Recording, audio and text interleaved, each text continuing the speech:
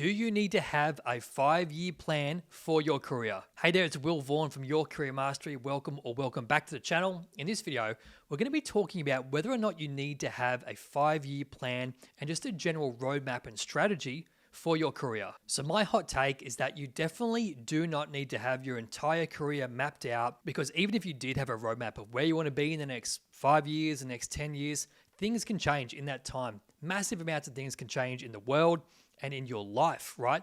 From your life stage or from a life stage perspective across 5 years and across 10 years. So it's really not too practical to have an exact roadmap of where you want to be in your career, but it definitely helps, and you absolutely should have a general roadmap and a feel for the general direction that you want to move in your career. So my first point on this, and my first tip, is that, like I said, you should have a general idea of what your next move is going to be, what your next role should be, where you want to head to in your career.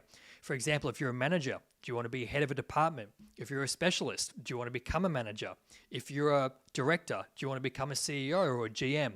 You should know what your next move is, and that should be based on your current role, your current interests, your skills, your education, and just generally where you want to go in your career. Do you want to take a sidestep and maybe go back to university and further your education? Or do you want to completely change tack and move careers, move jobs, maybe travel the world? Is there something else you want to do that's completely different to where you are now? Or do you want to continue and take the next logical step from where you are currently in your career? So like I said, you should have a general direction of where you want to go. And that comes to tip 2, which is once you have a general direction, you should be building your, I know it's not very sexy to say, you should be building your development plan to support that next best move that you want to make. So I highly suggest, you need to have a good sense of what your next best move is going to be. You don't have to have your whole career figured out. Like, you want to leave some room for spontaneity and flexibility and, be open to new opportunities that might come up in your career. You definitely don't want to be rigid and fixed and stuck on one intent direction unless you really are clear about where you want to go. But you also want to stay open, stay nimble, because new opportunities will come up in your career that you could never have anticipated. You want to stay open to that as well. So like I said, have a good general direction of where you want to go and build out that development plan and stick to it. Literally, your development plan, that's for you. That's not just a piece of paper that you tick off with your company. That should be all the skills you're building, all the experiences you're going after, all the projects you want to be a part of and collaborate on, all the great people you want to meet and have mentor you to help facilitate your growth and becoming more valuable to the marketplace, because that will allow you to get new roles, take on new projects, make more money, get a bigger bonus, get a higher salary, all that great stuff that we all want to go after.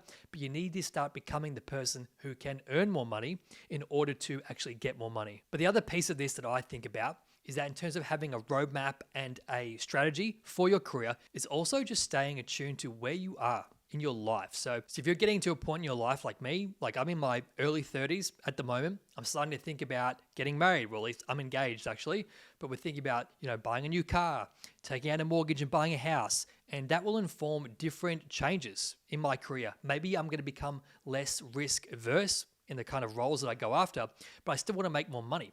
So with what I am doing now, my current role, how can I pivot to stay with what I'm doing, but also try and find ways to add more value to the business, improve my skills, and find out where the areas that I can add more value, but also get paid a higher salary at the same time. So it really helps to consider all of these factors when you're thinking about your career strategy and where you want to go in your career, because you need to have a sense of a general direction of what you want to do for your next role, and your skills and your development should all be shaped around that. You should always be considering the skills you're building, what are your strengths, what are your weaknesses, and try and build on those weak areas in order to facilitate faster development. Think about where you're going to be in 5 years in your life. Are you going to be married? Are you still going to be traveling? Are you looking to buy a house? Because all these broader life decisions, they can also play a big role in determining what your career strategy can look like. So I'm Will Vaughan from Your Career Mastery. Hope you found this video helpful. If you did, don't forget to hit that subscribe button, because there's more videos coming out each and every week to make you a more successful professional. I'll see you in the next video. Cheers.